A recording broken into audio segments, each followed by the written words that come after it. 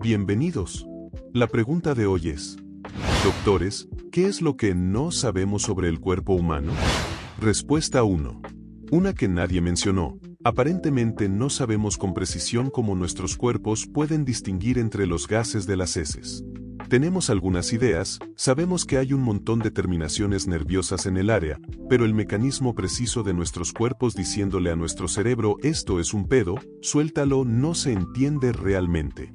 Lo que me sorprende es que es lo suficientemente distinto como para que incluso expulsemos gases mientras dormimos. Esa diferencia debe estar conectada muy profundamente. Respuesta 2.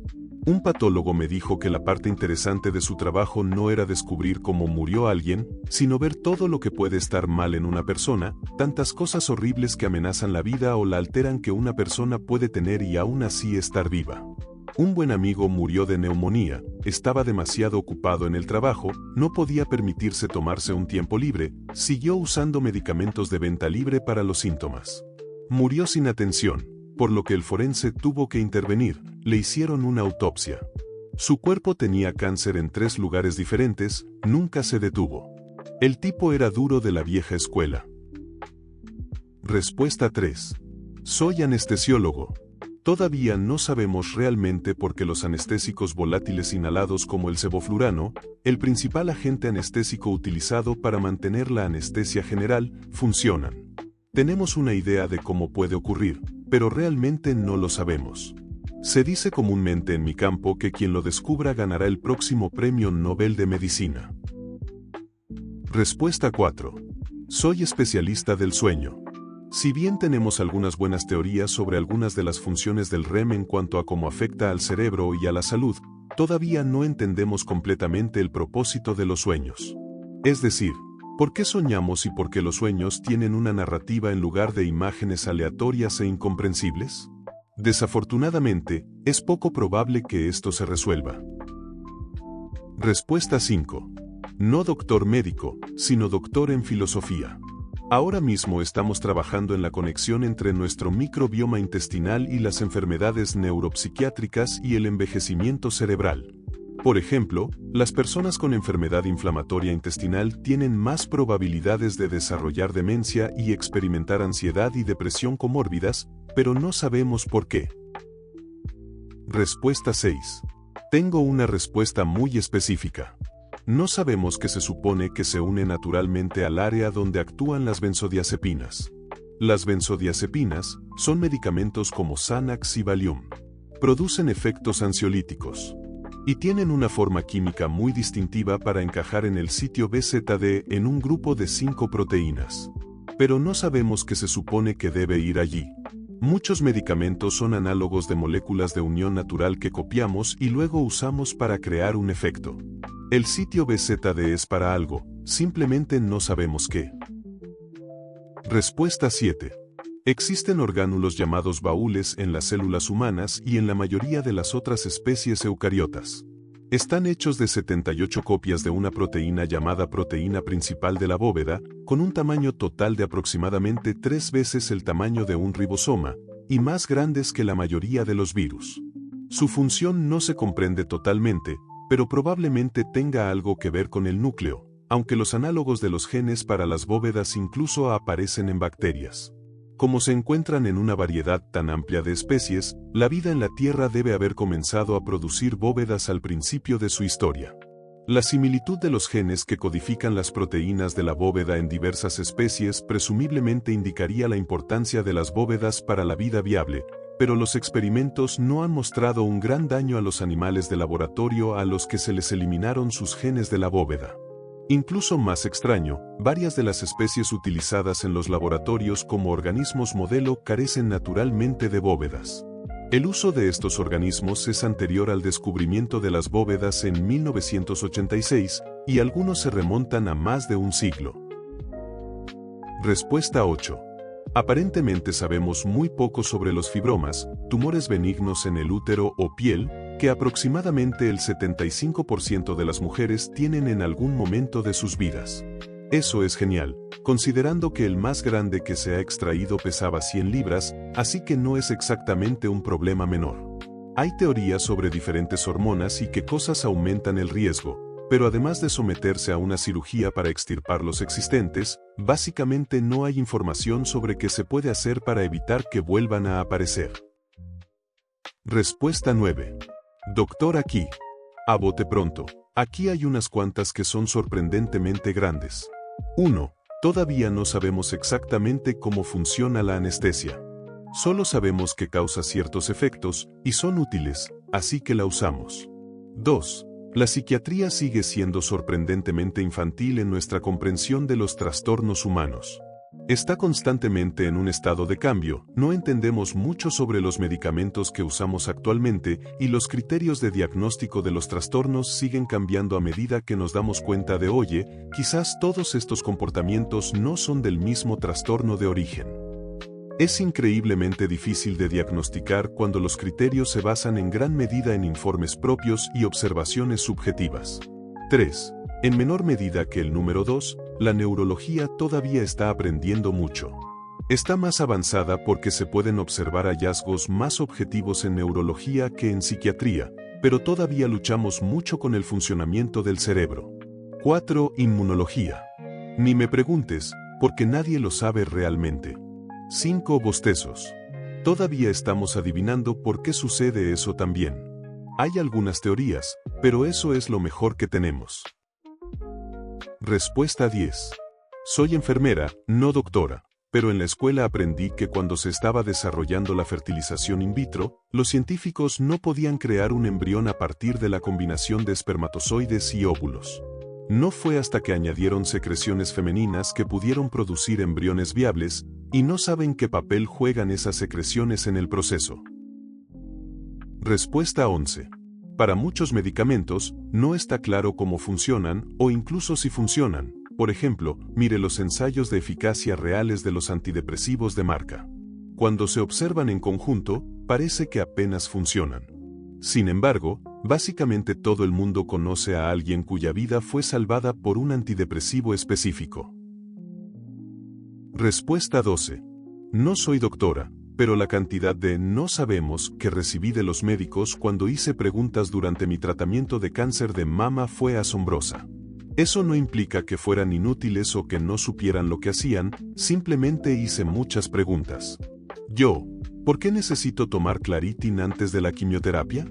Enfermera, ayuda con el dolor óseo. Yo, oh, eso es interesante. ¿Por qué? Enfermera, nadie lo sabe. Yo, ¿qué es ese cordón que siento en mi brazo después de mi mastectomía? Fisioterapeuta, nadie sabe realmente de qué está hecho ni de dónde viene.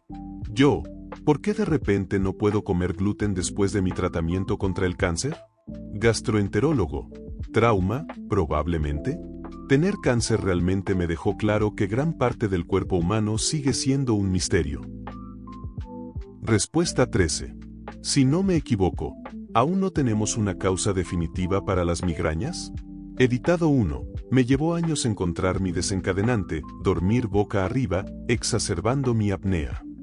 Me despertaba con un dolor de cabeza terrible a las 4 de la mañana y vomitaba 2 a 3 veces por hora hasta las 2 de la tarde, 2 veces al mes.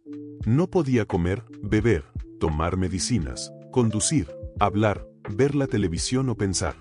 Pasaba el día alternando entre el suelo del baño o la cama, alucinando por el dolor. Me hice un piercing date hace casi 4 años y me cambió la vida. Puedo contar con los dedos de una mano las veces que un dolor de cabeza me ha hecho vomitar desde que me hice el piercing. Si me despierto con uno, quizás vomito una vez, tomo un Tylenol extra fuerte, me acuesto 1 hora, y es como si nunca hubiera tenido nada malo. Editado 2. Siento que las migrañas son uno de los problemas de salud más polarizantes. Pregúntale a cualquier persona que la sufre y te hablará del infierno absoluto que experimenta, y los desencadenantes y las curas son diferentes para cada uno. Respuesta 14. Una de las cosas frustrantes, pero no tan secretas, en medicina es que existen diferencias raciales y no se pueden discutir en el clima actual. Hay diferencias en la eficacia de los medicamentos, el crecimiento, la susceptibilidad a las enfermedades o la inmunidad, prácticamente en todo. Esto está impidiendo los tratamientos personalizados. La IA ahora puede adivinar con bastante precisión la raza y el sexo de alguien a partir de una única radiografía de tórax, por lo que las cosas pueden cambiar. La gente siempre piensa en esto como algo negativo, pero en realidad debería abordarse como la historia familiar, que es muy relevante para la vigilancia del cáncer o las enfermedades cardíacas. Respuesta 15. No soy médico, pero siempre me parece increíble lo poco sofisticada que son muchas cirugías. Es el año 2025 y nuestra mejor solución para muchos problemas sigue siendo simplemente cortar algo. ¿Te duele la mano o muñeca? Pues cortemos ese ligamento. ¿Tienes dolores de estómago? Pues estirpemos la vesícula biliar. Es una locura que no hayamos encontrado soluciones menos bárbaras para muchos de estos problemas. Como no soy médico, no quedó lo suficientemente claro. Aclararé. No soy médico, tampoco soy estudiante de medicina y tampoco estoy escribiendo una disertación sobre problemas de vesícula biliar o síndrome del túnel carpiano. Mi experiencia personal con estas enfermedades fueron dolores en la mano y la muñeca y un dolor que parecía provenir del estómago. Después de hacer estas quejas, me operaron, esa fue mi experiencia. Si esperas que una publicación aleatoria de Reddit de un tipo que empezó la publicación diciendo "no soy médico" se lea como un libro de texto médico, quizás debas ajustar tus expectativas. Respuesta 16. Infertilidad inexplicable. Es el nombre real, de un diagnóstico real, que le dieron a mi esposa y a mí, porque según todas las pruebas, basándonos en lo que la ciencia médica moderna sabe sobre la fertilidad, estamos bien. Deberíamos ser capaces de concebir. Todos los números están correctos. Probablemente incluso podríamos concebir, cualquiera de los dos, con parejas diferentes. Pero nadie sabe por qué nosotros dos no podemos, juntos. Y le sucede a muchas más parejas de las que se habla. Pero el único diagnóstico que recibimos todos es infertilidad inexplicable. Respuesta 17. Todavía no sabemos qué causa realmente el TDAH, razón por la cual no es fácilmente aceptado como un trastorno real por gran parte de la población, y la gente piensa que solo afecta la atención. Sin embargo, sin intentar convertir esto en una conferencia y manteniéndolo breve, hay una parte muy activa del cerebro que hace muchas cosas. No sabemos qué son específicamente esas cosas, pero hay muchos indicadores de que hace algo grande. El claustro. La teoría dice que es la parte del cerebro responsable de la conciencia real. Pero volviendo a la parte del TDAH, el 2 a 5% de las personas tienen TDAH. Si estás en las redes sociales, puedes ver que son muchas personas. Además, las principales causas de muerte para las personas con TDAH son el suicidio y el asesinato. Así es, si tienes TDAH, es más probable que mueras por suicidio o asesinato que vivir hasta la vejez. Sí. Si tienes TDAH, literalmente tienes un trastorno real que significa que te quitarás la vida o te matará alguien, pero me desvío. Lo que sí sabemos es que el claustro se ilumina con mayor actividad en las personas con TDAH. Sabemos que cuando el claustro se inhibe en ratas, simplemente hacen lo que sea.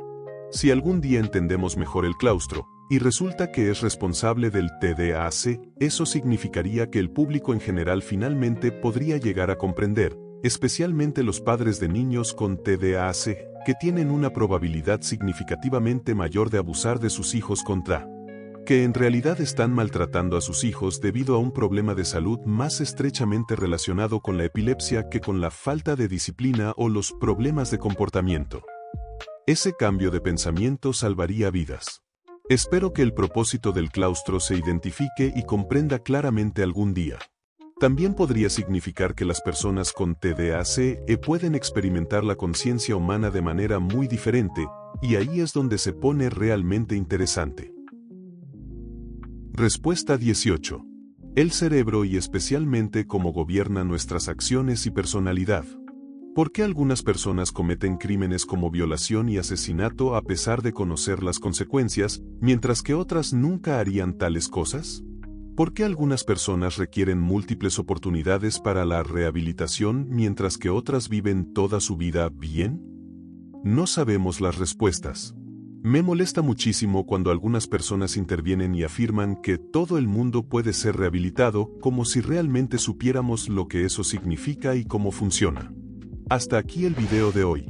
Si te ha gustado, deja tu like y suscríbete, activa la campanita para que YouTube te notifique cada que se suba un nuevo video y no olvides comentar este video con alguna historia referente al tema del mismo, así podríamos incluirla en un próximo video y mencionarte. Hasta la próxima.